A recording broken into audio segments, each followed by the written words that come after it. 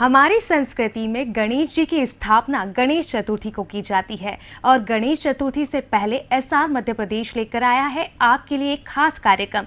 हमारे साथ आज मौजूद हैं पंडित मनीष शर्मा जी। पंडित जी, आपका सबसे पहले एसआर मध्य प्रदेश पर स्वागत है। धन्यवाद।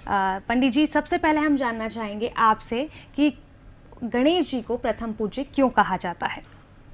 देखिए, सर्वप्रथम भाद्रपद महीने की चतुर्थी के दिन भगवान गणेश जी की उत्पत्ति हुई थी।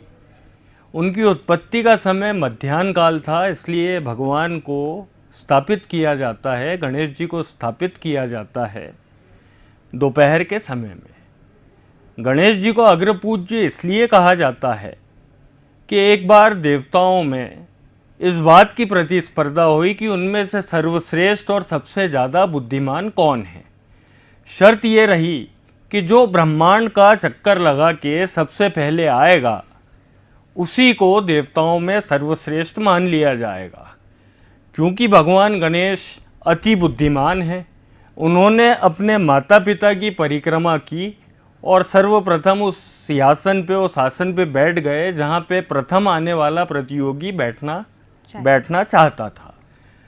क्योंकि भगवान गणेश सबसे ज़्यादा बुद्धिमान है, रिद्धि सिद्धि के दाता हैं, इसलिए उन्हें सिद्धि विनायक भी कहा जाता है। गणपति का अर्थ होता है गणों के पति, जो कि अत्यंत बुद्धिमान है और सभी प्रकार के विघ्न या परेशानी कार्यों में रुकावट को हरने वाले हैं। इसलिए गणेश जी को सदैव प्रथम पूजनीय का दर्जा दिया जाता है। जी, तो मनीष जी, अब हमारा दूसरा सवाल है आपसे कि गणेश जी की विधि विधान क्या है, कैसे उनकी पूजा करें गणेश चतुर्थी पर। देखिए, गणेश जी की पूजा अत्यंत ही आसान है। गणेश जी की पूजा में सर्वप्रथम आपको एक बात का ध्यान रखना है कि शास्त्रों में लिखा है कि तुलसी दल या तुलसी पत्र गणेश जी की पूजा में प्रयुक्त नहीं होते हैं। दूसरा, गणेश जी को मोदक अति प्रिय हैं, लड्डू अति प्रिय हैं। गणेश जी को दूर्वा चढ़ाई जाती है, गणेश जी को पुष्प चढ़ाए जाते हैं, धूप, दीप, रोली, मौली, जिसको आप सतरंगा धागा कहते हैं, चंदन, इन सब वस्तुओं से गणेश जी का सर्वप्रथम आह्वान किया जाता है और तत्पश्चात जो है विधि विधान से पूजन किया जाता है, जिसमें आसन की पूजा होती है। फिर आसन की पूजा के बाद जो है गणपति की पूजा होती है, जहाँ पे पुष्प और उनको माला चढ़ाई जाती है, मार्जन किया जाता है। मार्जन का मतलब होता है उस स्थान को पवित्र किया जाता है। तो गणेश जी की पूजा करते वक्त सर्वप्रथम यह सावधानी रखनी है कि आप सात्विक रहें, हिंसा न करें, क्रोध न करें, श्रद्धा और लगन से पूजा करें। वर्तमान के युग में अगर आप कोई बड़े मंत्र का जाप नहीं कर पाते हैं, कोई बात नहीं, आप गणेश जी की आरती करें तो भी आपको लाभ होगा। मनीष जी, अब हमारा तीसरा सवाल है आपसे। आपने इतनी सारी हमें विधि विधान बता दिए, गणेश जी प्रथम पूज्य क्यों कहलाते हैं ये बता दिया, पर अब हम आपसे ये पूछना चाहते हैं कि गणेश जी की प्रतिमा आखिर हो कैसी। देखिए, आज के युग में, वर्तमान युग में गणेश जी की प्रतिमा आप जब भी लेके आएँ, उनकी सूंड बाईं तरफ रहे। बाईं तरफ की सूंड रहने से आपको सिद्धि, रिद्धि, वो विघ्न, सारे विघ्नों को अपने आप जो है हराने में, उनको दूर करने में सफलता मिलेगी। दाईं सूंड वाले गणेश जी की पूजा के लिए आपको बहुत ज़्यादा जप और बहुत ज़्यादा उपवास और नियम का पालन करना पड़ेगा। दाईं सूंड वाले गणेश जी को हट्टी गणेश जी भी कहते हैं। साथ ही साथ आपको यह ध्यान रखना है कि उस प्रतिमा में या फोटो में आप जो भी स्थापित कर रहे हैं उसमें चूहे की अवश्य ही प्रतिमा अथवा फोटो हो। चूहा गणेश जी का वाहन होता है और चूहा तर्क का प्रतीक होता है। तो अगर मनुष्य आज के युग में आगे बढ़ना चाहता है तो उसके जीवन में तर्क का एक महत्व होता है, भक्ति का एक महत्व होता है। गणेश जी के लंबे कान होते हैं। लंबे कान ये घोतक करते हैं, यह बताते हैं कि मनुष्य को सबकी बातें सुनना है। गणेश जी की आंखें छोटी होती हैं। छोटी आंखों का मतलब होता है कि उनकी दृष्टि स्थिर है, उनको बारीक से बारीक चीज़ों को भी देखने की क्षमता है और उसको एनालाइज करने की क्षमता है। तो इस प्रकार से आप गणेश जी की मूर्ति अथवा फोटो लेकर आएं और अपने घर में उसे स्थापित करें। सर, ये आपने बताया कि गणेश जी की जो मूर्ति है वो किस तरीके की होनी चाहिए। जी, गणेश जी की जो मूर्ति है उससे वास्तु दोष भी दूर होता है। जी बिल्कुल तो ठीक कहा। किस प्रकार की मूर्ति से वास्तु दोष होता है और कहाँ स्थापित करना चाहिए, ये आप हमें बताइए। देखिए, आप जब भी नया भवन बनाते हैं तो नए भवन के मुख्य द्वार पे आप अवश्य ही गणेश जी की मूर्ति अथवा एक बहुत अच्छा फोटो लगाएं, जिससे कि आपके सभी प्रकार के वास्तु दोषों की शांति हो। दूसरी बात, शास्त्रों में यह लिखा है कि अगर किसी भी घर में, जिस जिस घर में गणेश जी की स्थापना होती है, 10 दिन तक विधि विधान से उनकी पूजा की जाती है, उस घर के सभी प्रकार के वास्तु दोष समाप्त हो जाते हैं। इसके बाद भी अगर आपको ऐसा लगता है कि कोई एक्यूट वास्तु दोष है, आपको कोई प्रॉब्लम है, तो आप सिंदूरी रंग के गणेश जी की प्रतिमा अपने घर पे स्थापित करें, जिससे कि आपको समस्त वास्तु दोषों से छुटकारा मिले। इंद्रधनुष के 7 रंग होते हैं जी। और भगवान की भक्ति में भी रंगों का बड़ा महत्व होता है। जी। तो इस भक्ति में रंगों का क्या महत्व है, आप बताइए। जी, देखिए, आज के युग में हर मनुष्य को किसी न किसी प्रकार से कोई ना कोई परेशानी होती है।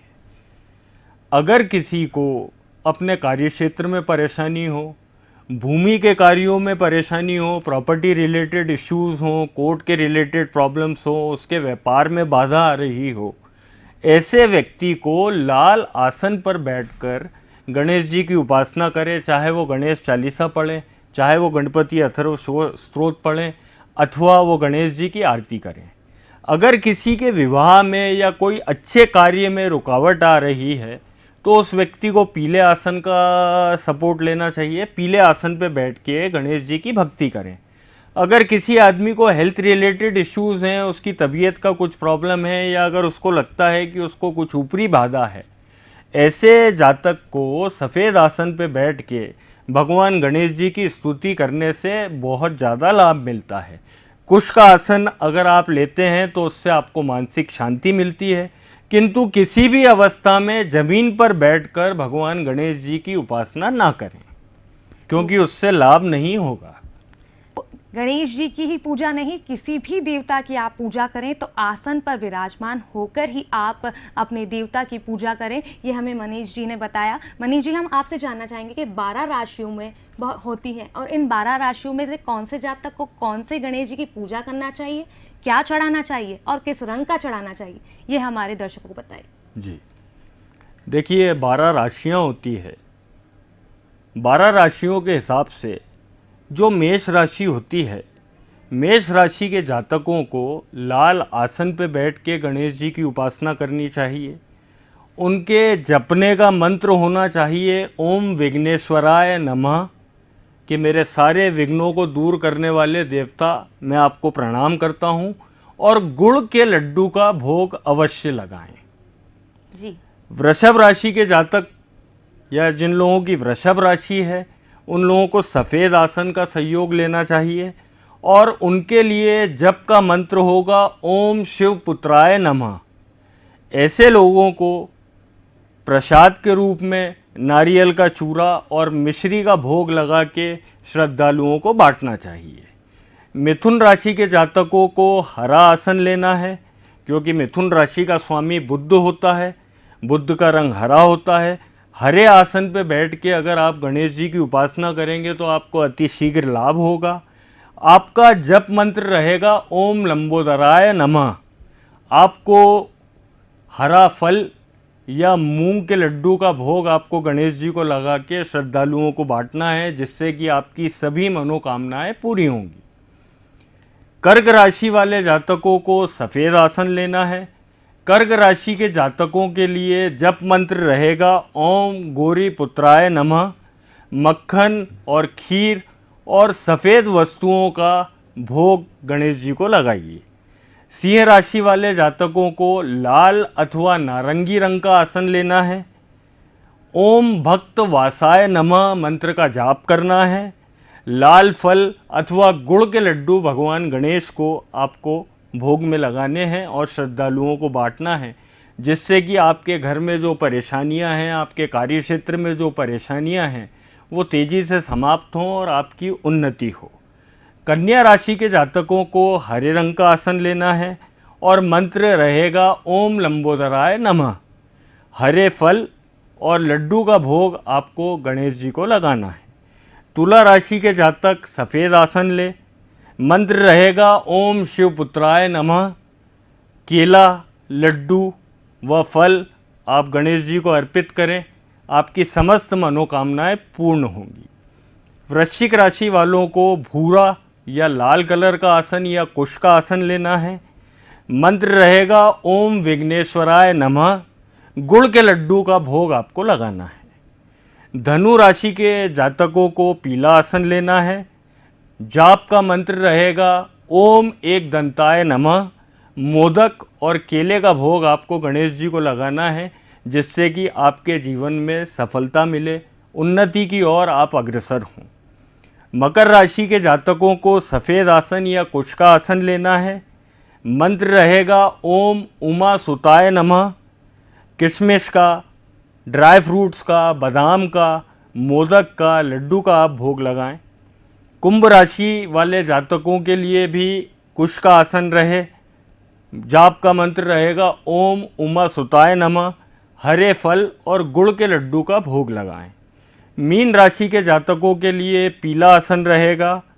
जाप का मंत्र रहेगा ओम दुख हरताय नमः, कि मेरे जितने भी दुख हैं उनको हर ले, उनको समाप्त कर हे प्रभु। और बेसन के लड्डू का भोग लगाएं। तो इस प्रकार से अलग अलग राशि के जातक इन मंत्रों से अगर गणेश जी की उपासना करें, इन जप मंत्रों की संख्या 11 माला प्रतिदिन है और सुबह सुबह का समय अति उत्तम रहेगा। जी मनीष जी, ये आपने बताया किस तरीके से वैसे भी गणेश जी को सुख करता और दुख हरता कहा जाता है।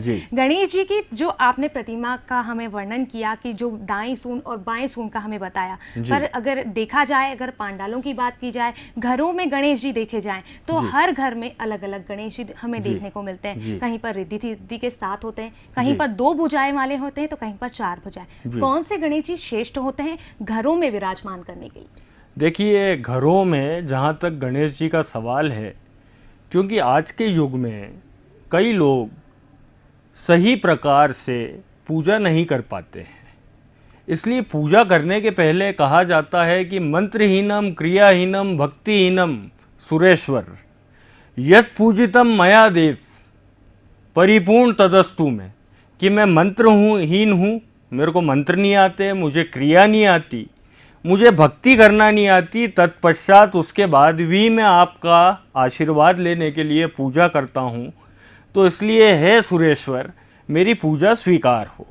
अब क्योंकि घरों में कई बार व्यस्तता की वजह से सही विधि विधान का फॉलो नहीं होता है और कई लोगों की पूजा जब ढंग से नहीं की जाती है तो उसका परिणाम प्राप्त नहीं होते हैं, इसलिए बाईं सूंड इम्पॉर्टेंट है कि बाईं सूंड आप मूर्ति लेके आएँ और अपने यथा श्रद्धा उसकी पूजा करें तो आपको फल प्राप्त होगा। तो गणेश जी की मूर्ति में सर्वप्रथम अगर आप बैठा रहे हैं तो आप उस सूंड का ध्यान रखें। दूसरी बात, मिट्टी की प्रतिमा सर्वश्रेष्ठ कही जाती है। जो किसान हैं, जिन लोगों को थोड़ी सी प्रॉब्लम है, इस साल बराबर बारिश नहीं हुई, तो ऐसे लोग अनाज के भी गणेश जी बनाते हैं और तत्पश्चात उसको जो है विसर्जित करने के बजाय उसको तोड़ के और अपने खेतों के चारों कोनों में डाल देते हैं अथवा बीच में डाल देते हैं कि जिससे उनकी फसल अच्छी हो। तो श्रद्धा के अनुसार और विधियों के अनुसार गणेश जी अलग अलग चीज़ों से बनाए जाते हैं, किंतु आज के युग में मिट्टी जो है आम संसारिक आदमी के लिए सर्वश्रेष्ठ कही जाती है और उसमें भी अगर सिंदूरी रंग के गणेश जी हों तो वो सर्व मंगल और सर्व कामनाओं को पूरा करने वाले होते हैं, घर में शांति और व्यापार में समृद्धि लाने वाले होते हैं, संतान को बहुत अच्छे से रखने वाले होते हैं, संतान वृद्धि करते हैं और मनुष्य के आध्यात्मिक जीवन में भी विकास होने लगता है। हाँ मनीष जी, ये तो आपने बताया कि इस तरीके से विकास होता है, उन्नति की ओर अग्रसर होते हैं भक्तजन जी। बट मेरा आपसे यही क्वेश्चन है कि रिद्धि सिद्धि की गणेश जी और 4 भुजा के जो गणेश जी हैं, 2 भुजा के जो गणेश जी हैं, इनमें से कौन से गणेश जी घर में स्थापित करना श्रेष्ठ होता है? 4 भुजा के गणेश जी और रिद्धि सिद्धि साथ में हो, वो सर्वश्रेष्ठ होते हैं। जी, अब आपसे मेरा एक आखिरी सवाल है। हमारे जैसे भारत देश में जिस तरीके से गणेश उत्सव मनाया जाता है, बड़े सैलाब से जो पूरा है गणेश उत्सव मनाता है हर्षोल्लास से, 10 दिन का बड़ा हर्षोल्लास होता है। उसी प्रकार भक्तजन 10 दिन के उपवास भी रखते हैं। उन उपवास में, उन व्रत में किस जातक को क्या खाना चाहिए और क्या चढ़ाना चाहिए, बताइए। देखिए, राशियों के हिसाब से तो जातकों को मैं पूर्व में बता चुका हूँ, किंतु अगर आप व्रत रख रहे हैं तो व्रत का, गणेश उत्सव में व्रत का मतलब ये होता है कि आप या तो, अगर आप शक्तिशाली नहीं हैं तो व्रत ना रखें, किंतु अगर आप व्रत रखें तो सिर्फ फलों का सेवन करें, वो भी दिन में 1 या 2 बार, और जल का सेवन करें। आमतौर पे देखा ये जाता है कि व्रत करने के बहाने कई लोग जो हैं वो अन्य चीज़ें बनवा कर खा लेते हैं। व्रत का मतलब होता है कि आपको उस दिन केवल फलों पर, कम से कम फलों पर और पानी पर आपको पूरा दिन निकालना है, क्योंकि अगर आपके शरीर में अतिरिक्त ऊर्जा रहेगी तो आपका मन भटकेगा। व्रत का सिर्फ मतलब यह है कि आप अपनी ऊर्जा का सही रूप से संचालन करें, बैलेंस करें, ताकि आप अपने दिमाग को स्थिर करके भगवान गणेश की भक्ति में लगा सकें। तो ये थे हमारे साथ ज्योतिषाचार्य पंडित मनीष शर्मा, जिन्होंने हमें गणेश चतुर्थी पर किस तरीके से गणेश जी की स्थापना करना चाहिए, पूजा की विधि विधान बताया। बट इनसे हमारा एक आखिरी सवाल है कि गणेश जी को विराजमान करने का जो शुभ मुहूर्त है वो हमें बताइए। देखिए, गणेश जी की उत्पत्ति मध्याह्न काल में हुई थी, तो मध्य दिन के मध्य के समय अगर आप गणेश जी को स्थापित करते हैं तो वह अति उत्तम है। उसमें भी एक अभिजीत मुहूर्त होता है जो कि 11:30 पौने 12 बजे से 2 बजे के दरमियान रहता है। तो उस वक्त अगर आप गणेश जी की स्थापना करें तो आपको लाभ होगा। अन्यथा आप चौकड़िए के हिसाब से सूर्योदय के समय, सूर्योदय के 1 से 1.5 घंटे के दरमियान भी भगवान गणेश को अपने घर पर आमंत्रित करके उन्हें स्थापित कर सकते हैं, आपको लाभ होगा। तो ये जाना आपने शुभ मुहूर्त गणेश चतुर्थी पर। आप देखते रहिए SR मध्य प्रदेश।